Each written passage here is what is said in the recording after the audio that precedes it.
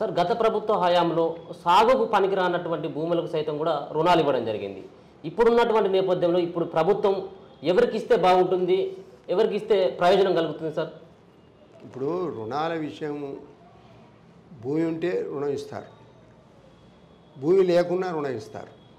హైదరాబాద్లో ఎక్కడ వ్యవసాయ సాగు భూమి ఉంది, ఇక్కడ 1500 కోట్లు అప్పిచ్చారు బ్యాంకులు, వ్యవసాయ రుణాలు ఇచ్చారు. ఎందుకని వ్యవసాయ రుణాలు తీసుకుంటారు?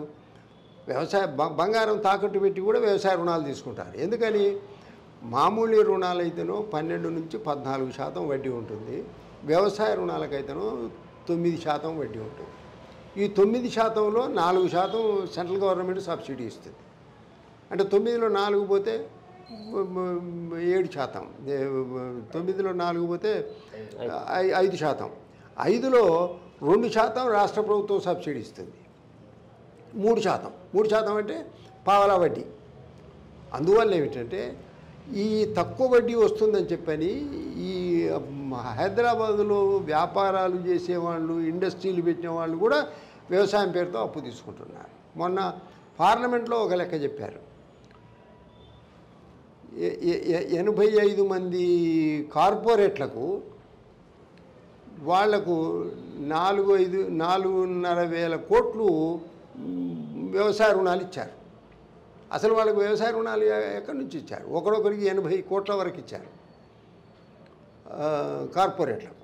అందుకోసం వ్యవసాయ రుణాలంటే వడ్డీ తక్కువ, కాబట్టి ఈ నాటకాలు ఆడుతూ ఉంటారు. అందుకోసం వ్యవసాయ భూములు లేకున్నా ఆస్తి ఉంటే అప్పులు ఇవ్వడం అనేది ఒకటి. కానీ రైతు భరోసా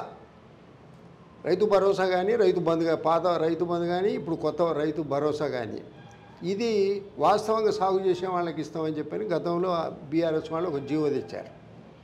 ఆ జీవోను ఇప్పుడు నేను అమలు చేస్తానని చెప్పని రేవంత్ రెడ్డి అంటున్నాడు. వాస్తవంగా సాగు చేసే వాళ్ళకి ఇస్తే సరే సంతృప్తిగానే ఉంటుంది. ఇప్పుడు మన దగ్గర 1,63,00,000 ఎకరాల భూమి ఉన్నది, 1,63,00,000 ఎకరాలు.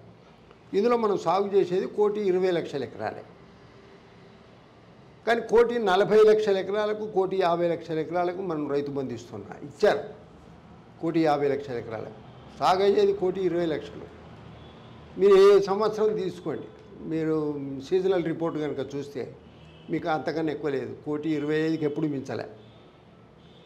ఎందుకని? 40-45 లక్షల ఎకరాల భూమి బీళ్లుగా మారింది. రియల్ ఎస్టేట్ కానివ్వండి, ఇతర కారణాలు కానివ్వండి, మిల్లులు కానివ్వండి, పరిశ్రమలు కానివ్వండి, ఇళ్ల స్థలాలకు కానివ్వండి, అంటే ఆ భూమి మొట్టమొదలు గ్రామాలు నిర్మించినది కాకుండా మళ్ళీ కొత్త కట్టే ఇళ్ల స్థలాలకు కానీ వీటికి ఇచ్చారు.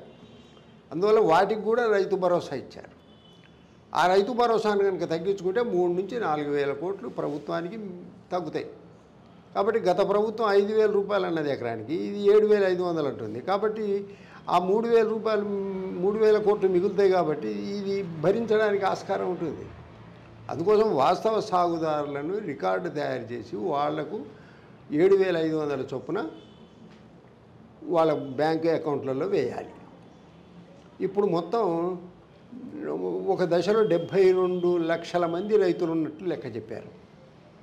ఒక దశలో ఏంటంటే 66 లక్షల మంది రైతులే ఉన్నట్టు. కానీ బ్యాంక్ అప్పులు మాత్రం ఇచ్చేది ఎంత? 42 లక్షల మందికే, మిగతా వాళ్ళకి ఇవ్వడంలే. కాబట్టి రుణాల విషయం వేరు, రైతు భరోసా వేరు. రైతు భరోసా ఏమిటంటే ఎవరైతే వాస్తవ సాగుదారులు ఉన్నారో వాళ్ళందరికీ ఇవ్వాలి. అందులో వాళ్ళు ఇంతకుముందు ఏ జీవో అయితే తీసుకొచ్చారో వాస్తవ సాగుదారులకు ఇస్తామని, ఆ సాగుదారులందరికీ కూడా ఇవ్వాలి. ఈ 5-10 ఎకరాల తేడా చూడకుండా వాస్తవ సాగుదారులకు ఇవ్వాలి. బీళ్లుగా ఉన్నటువంటి, అంటే వ్యవసాయానికి అసలు వినియోగించినటువంటి భూములకు ఇవ్వాల్సిన అవసరం లేదు.